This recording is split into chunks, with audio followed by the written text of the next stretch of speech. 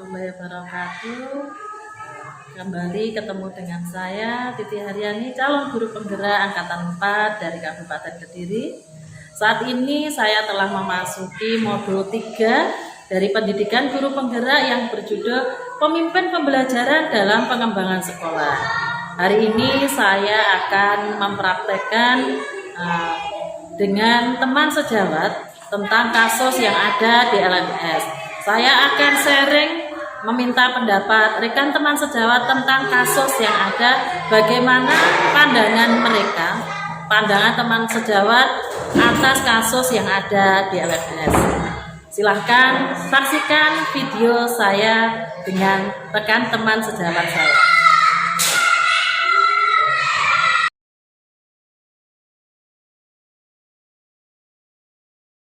Assalamualaikum warahmatullahi wabarakatuh.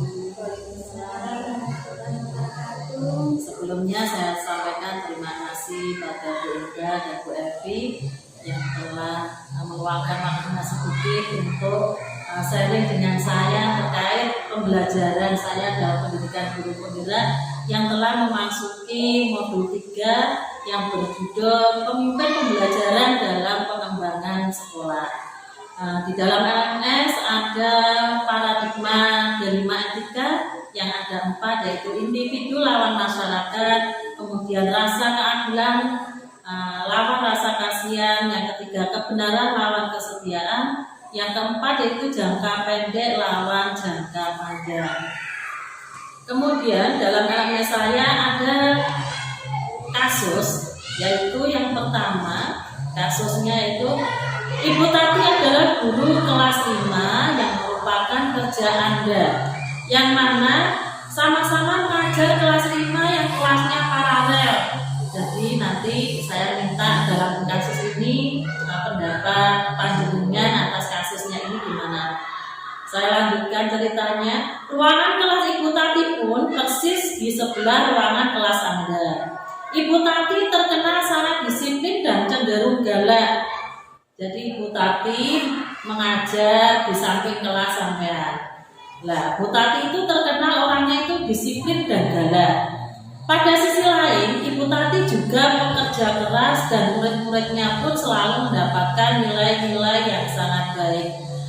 Jadi di balik dia galak, dia disiplin, ternyata ada hasil positif yang dia hasilkan, yaitu nilainya selalu mendapat, nilai murid-muridnya selalu mendapat nilai bagus. Sebagian murid-murid sangat takut kepada Ibu Tati dan sebagian lagi bisa menyesuaikan diri. Kepala sekolah Anda dan orang tua murid juga sangat menghargai Ibu Tati, meskipun Ibu Tati dengan kepribadian yang semacam itu, ternyata beliau juga sangat dihormati, dihargai oleh orang tua dan kepala sekolahnya. Suatu hari, Anda mendengar tangisan seorang murid dan pergi keluar untuk melihat asal suara tangisan tersebut. Anda melihat seorang murid perempuan kelas 5 sedang berlutut di atas bebatuan sekolah yang sangat panas hari itu. Menghadap di depan kelas pintu Ibu Tati. Anda melihat Ibu Tati tampak tidak menghiraukan suara tangisan muridnya dan tetap mengajar seperti biasa. Namun Anda bisa melihat bahwa beberapa murid di kelas Ibu Tati mencoba untuk mencuri pandangan keluar kelas, melihat temannya yang sedang menangis dan berlutut di terik matahari. Ternyata teman-temannya itu juga mencuri pandang melihat temannya yang sedang menangis di luar. Nah, dari kasus ini saya ingin sharing kira-kira kalau panjenengan tahu anak semacam itu, kemudian tahu Bu Tati semacam itu, kira-kira apa yang akan Anda lakukan? Apakah Anda akan menghiraukan murid yang menangis itu karena itu mungkin bagi panjenengan itu bukan urusan saya, atau mungkin menanyakan pada Bu Tati mengapa siswanya menangis, atau mungkin panjenengan karena ada rasa kasihan atau gimana langsung akan menyapa murid itu yang sedang menangis dan menanyakan, kemudian memberikan saran pada anaknya supaya minta maaf pada Bu Tati atas kesalahan yang dia perbuat. atau mungkin panjenengan tahu semacam itu dengan sikap Bu Tati, perbuatan Bu Tati yang menghukum muridnya itu dengan melaporkan kejadian kepada kepala sekolah atau mungkin yang lainnya. Mungkin dari Bu Evi dulu, monggo. Kalau saya akan menghampiri anak tersebut dan menanyakan masalah apa yang terjadi sehingga anak tersebut dihukum. Kalau memang anak itu salah, saya memberikan saran kepada anak tersebut untuk meminta maaf kepada Bu Tati. Setelah itu, saya juga akan menanyakan juga kepada Bu Tati sehingga untuk mengkonfirmasi apakah benar kejadiannya seperti itu. Saya menanyakan kepada Bu Tati apa yang terjadi sehingga sampai anak tersebut dihukum. Terima kasih pendapatnya dari Bu Evi. Mungkin dari Bu Linda punya pendapat lain?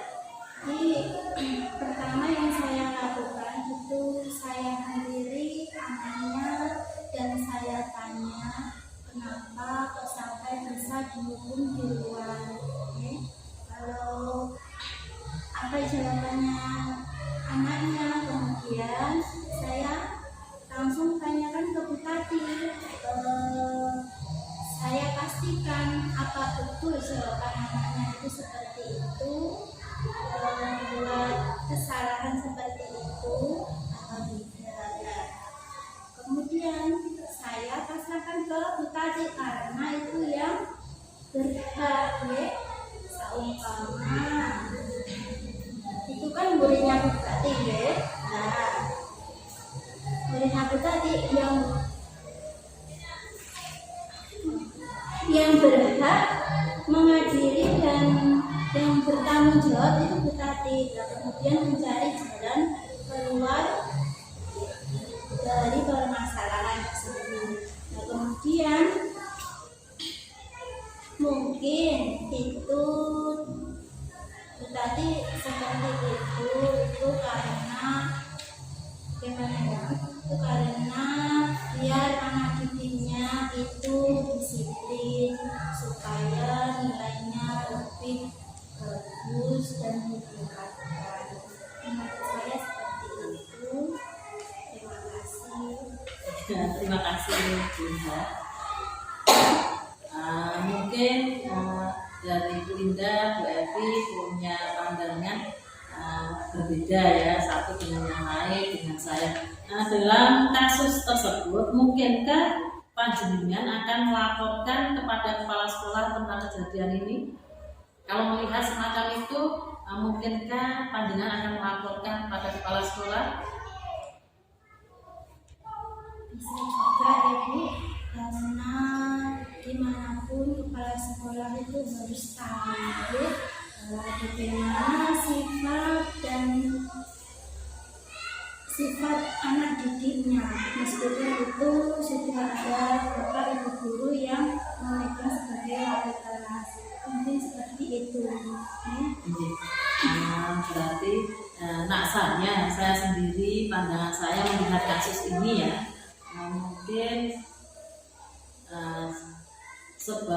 kalau sosial tidak bisa saya terus tidak menghiraukan anak itu, tidak. Jadi melihat anak yang menangis hati keribuan mungkin ya, karena kita perempuan pasti nanti akan menghampiri dan menanyakan sama dengan panjenengan. Kemudian menanyakan mungkin kenapa. Kemudian ya mungkin sama, saya akan menanyakan pada Bu Tati mungkin dengan penerapan coaching, yaitu permasalahan, kita menggali permasalahan yang ada, kemudian bersama-sama mencari jalan keluar permasalahannya.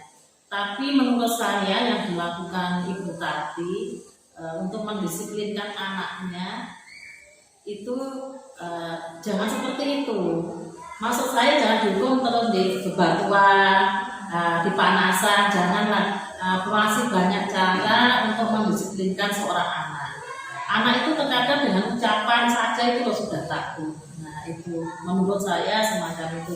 Berarti ngobrol-ngobrol kita, sharing kita, ternyata ada kesimpulan bahwasanya dari panjenengan, yaitu dari 3 prinsip 5 etika, menempati pada nomor 3, yaitu berpikir berbasis rasa peduli. Jadi tadi panjenengan menghampiri, menanyakan, kemudian berkoordinasi dengan Bupati, dengan kebenarannya, termasuk berpikir berbasis rasa peduli.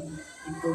Terima kasih atas waktunya. Saya sudah mempunyai gambaran tentang kasus satu ini. Sekali lagi terima kasih. Wassalamualaikum warahmatullahi wabarakatuh. Waalaikumsalam.